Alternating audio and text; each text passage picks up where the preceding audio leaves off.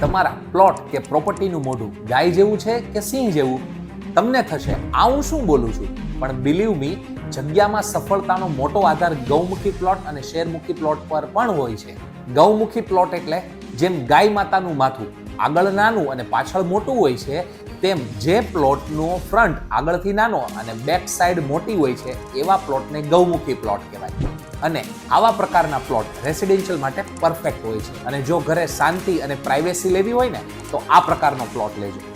શેરમુખી plot જેમ સિંહ રાજાનું માથું આગળથી મોટું અને પાછળથી નાનું હોય છે, તેમ એવા પ્લોટ કે જેનો ફ્રન્ટ મોટો અને બેક સાઈડ નાની હોય એવા પ્રકારના પ્લોટને શેરમુખી પ્લોટ કહેવાય. અને આવા પ્રકારના પ્લોટ કોમર્શિયલ અને બિઝનેસ માટે બેસ્ટ ગણાય છે, કેમ કે ફ્રન્ટ જેટલું મોટું એટલો ધંધો ધમધમતો અને તગડો ચાલે.